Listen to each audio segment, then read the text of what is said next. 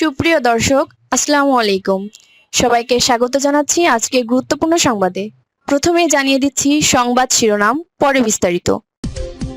জানিয়ে দেব এই মুহূর্তে হাতে পাওয়া সর্বশেষ গুরুত্বপূর্ণ আপডেট আন্তর্জাতিক সংবাদ। শুরুতেই থাকছে মধ্যপ্রাচ্যের দেশগুলোকে সতর্ক করল ইরান। যুক্তরাষ্ট্র আবারও নতুন করে হামলা করলে প্রতিশোধ হিসেবে উপসাগরীয় দেশগুলোর গুরুত্বপূর্ণ জ্বালানি অবকাঠামোতে পাল্টা আঘাত করা হবে বলে সতর্ক করেছে ইরান। সংশ্লিষ্ট 5টি সূত্রের বরাত দিয়ে বার্তা সংস্থা রয়টার্স এ তথ্য নিশ্চিত করেছে। এবারে জানাবো অস্ত্রের মজুদ নিয়ে তথ্য ফাঁসকারীদের শাস্তির অঙ্গীকার ট্রাম্পের। ইরান যুদ্ধে যুক্তরাষ্ট্রের অস্ত্রের মজুদ কমে যাওয়ার খবর অস্বীকার করেছেন মার্কিন প্রেসিডেন্ট ডোনাল্ড ট্রাম্প। তার দাবি, যুক্তরাষ্ট্রের কাছে এখনও বিপুল পরিমাণ অস্ত্র রয়েছে। যেসব সূত্রের বরাত দিয়ে গণমাধ্যম এ বিষয়ে প্রতিবেদন প্রকাশ করেছে তাদের খুঁজে বের করবার অঙ্গীকার করেছেন ট্রাম্প। জানাবো প্রকাশ্যে নেই মোস্তফা খামেনি, নতুন বার্তা দিলেন পেজশকিয়ান। ইরানের সর্বোচ্চ নেতা মোস্তফা খামেনির সঙ্গে বর্তমানে যোগাযোগ করা খুব কঠিন বলে জানিয়েছেন দেশটির প্রেসিডেন্ট মাসুদ পেজশকিয়ান। আল আরাবিয়ার প্রতিবেদন থেকে এ তথ্য জানা গেছে। পেজশকিয়ান বলেন, এই মুহূর্তে সর্বোচ্চ নেতার সঙ্গে যোগাযোগের পরিস্থিতি কঠিন হয়ে উঠেছে। তবে তার উপস্থিতি ইরানের জন্য বড় শক্তির উৎস, যা আমাদের কাজ চালিয়ে যেতে সাহায্য করছে। এদিকে ইরানে একক সামরিক পদক্ষেপের ইঙ্গিত নেতানিয়াহুর। তেহরান ও ওয়াশিংটনের মধ্যে কূটনৈতিক আলোচনা চললেও প্রয়োজনে ইরানের বিরুদ্ধে একক সামরিক পদক্ষেপ নিতে পারে ইসরায়েল, এমন ইঙ্গিত দিয়েছেন দেশটির প্রধানমন্ত্রী বেনিয়ামিন নেতানিয়াহু। তুরস্কের রাষ্ট্রীয় বার্তা সংস্থা আনাদোলুর এক প্রতিবেদনে এ তথ্য জানানো হয়েছে। এবারে থাকছে পশ্চিম তীরে ইসরায়েলি দখলদারদের হামলা, বাড়িঘরে আগুন। ফিলিস্তিনের অধিকৃত পশ্চিম তীরে ইসরায়েলি বসতি স্থাপনাকারীদের হামলায় অন্তত 6 জন ফিলিস্তিনি আহত হয়েছেন। হামলাকারীরা কয়েকটি বাড়িতে আগুন ধরিয়ে দিয়েছে। 3টি বাড়ি খালি করে সেগুলোকে সামরিক চৌকিতে পরিণত করেছে দখলদার ইহুদিরা। এবং সর্বশেষ জানাবো সৌদি প্রবাসীদের জন্য সুখবর, চাকুরি বদল নিয়ে বড় সিদ্ধান্ত। সৌদি আরবে বেসরকারি প্রতিষ্ঠানে কর্মরত বিদেশি শ্রমিকদের নির্দিষ্ট শর্তে ব্যক্তিগত নিয়োগকর্তার অধীনে হস্তান্তরের সুযোগ চালু করেছে দেশটির মানব সম্পদ ও সামাজিক উন্নয়ন মন্ত্রণালয়। মন্ত্রণালয় জানিয়েছে, নতুন অনলাইন সেবার মাধ্যমে যোগ্য বেসামরিক কর্মীদের বেসরকারি খাতের প্রতিষ্ঠান থেকে ব্যক্তির অধীনে গৃহস্থলীর কাজে স্থানান্তরের আবেদন করা যাবে। নির্দিষ্ট নিয়ম এবং শর্ত সাপেক্ষে এই প্রক্রিয়া সম্পন্ন হবে। এতক্ষণ শুনছিলেন শিরোনাম, এবার থাকছে পুরো সংবাদ। দর্শক, অনুরোধ থাকবে ভিডিওতে একটি লাইক দিন, কমেন্টস করে জানিয়ে দিন এই ভিডিওটি আপনি কোন জেলা থেকে দেখছেন এবং শুনছেন। অস্ত্রের মজুত নিয়ে তথ্য ফাঁসকারীদের শাস্তি দেওয়ার অঙ্গীকার ট্রাম্পের। ইরান যুদ্ধে যুক্তরাষ্ট্রের অস্ত্রের মজুত কমে যাবার খবর অস্বীকার করেছেন মার্কিন প্রেসিডেন্ট ডোনাল্ড ট্রাম্প। তার দাবি, যুক্তরাষ্ট্রের কাছে এখনও বিপুল পরিমাণ অস্ত্র রয়েছে।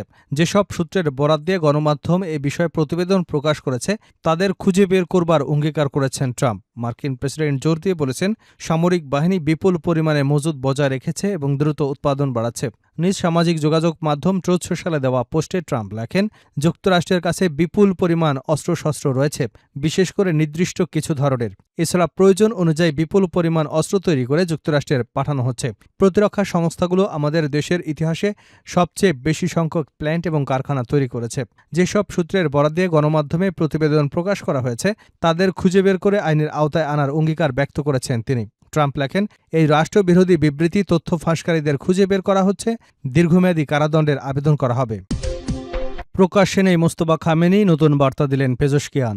ইরানের সর্বোচ্চ নেতা মোস্তফা খামেনির সঙ্গে বর্তমানে যোগাযোগ করা খুব কঠিন বলে জানিয়েছেন দেশটির প্রেসিডেন্ট মাসুদ পেজশকিয়ান, এমন কথা জানান তিনি। আল আরাবিয়ার প্রতিবেদন থেকে এ তথ্য জানা গেছে।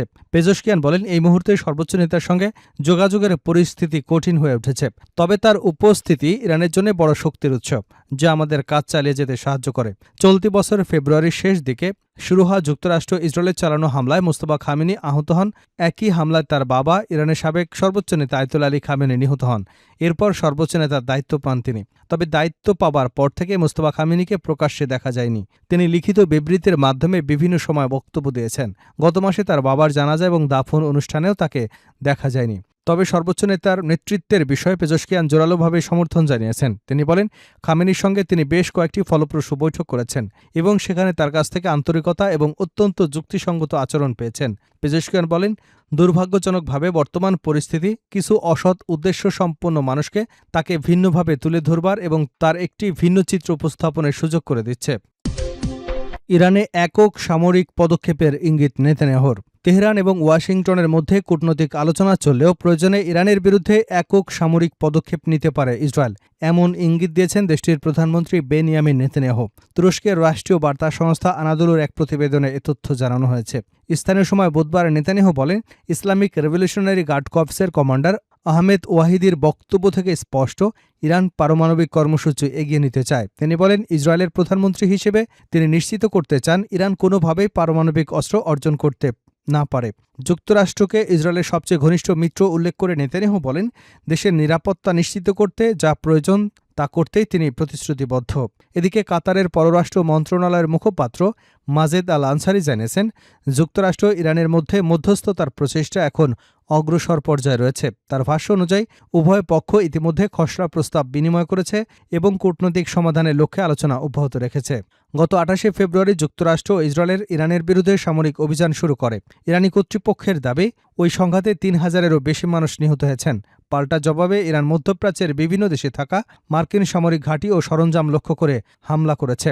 জুনে পাকিস্তানের পাশাপাশি কাতারের মধ্যস্থতায় যুক্ত হলেও একটি সমঝোতা স্মারক সই হয়। তবে হরমুজ প্রণালীর সামুদ্রিক নিরাপত্তা ও নৌ চলাচলের মতপার্থক্যের কারণে আলোচনা স্থবির হয়ে পড়ে। পরে জুলাইয়ে উভয় পক্ষের পাল্টাপাল্টি হামলার ঘটনায় উত্তেজনা আবারও বেড়ে যায়। পশ্চিম তীরে ইসরায়েলি দখলদারদের হামলা, ঘরবাড়িতে আগুন। ফিলিস্তিনের অধিকৃত পশ্চিম তীরে ইসরায়েলি বসতি স্থাপনাকারীদের হামলায় অন্তত ৬ জন ফিলিস্তিনি আহত হয়েছেন। হামলাকারীরা কয়েকটি বাড়িতে আগুন ধরিয়ে দেয়, খবর আনাদোলু এজেন্সির। ফিলিস্তিনের রেড ক্রিসেন্ট জানিয়েছে, দক্ষিণ হেব্রনের মোসাফের ইয়াত্তা এলাকায় কিরবেত আল তুবা গ্রামে এই হামলায় হয়। আহতদের মধ্যে ৩ জন নারী রয়েছেন, তাদের হাসপাতালে নেওয়া হয়েছে। ফিলিস্তিনি বার্তা সংস্থা ওয়াফা জানায়, হামলায় একটি বাড়ি পুড়ে গেছে। আগুনের ধোঁয়ায় নারী এবং শিশুরা অসুস্থ হয়ে পড়েছে। এদিকে ইসরায়েলি বাহিনী পশ্চিম তীরের বিভিন্ন এলাকায় অভিযান চালিয়ে বেতলেহেম, রামাল্লা এবং আল বিরে শহরে তল্লাশি চালিয়েছে।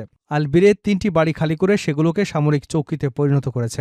এছাড়া জেরুজালেমের উত্তরে কালান্দিয়া শরণার্থী শিবির এবং কাফর আকাপে অভিযান চালিয়ে ১৫ ফিলিস্তিনিকে আটক করেছে। আটক ব্যক্তিদের মধ্যে একজন নারীও রয়েছেন। ফিলিস্তিনের রেড ক্রিসেন্ট জানিয়েছে, অভিযানের সময় ইসরায়েলি বাহিনীর মারধরে ৮ জন আহত হয়েছেন।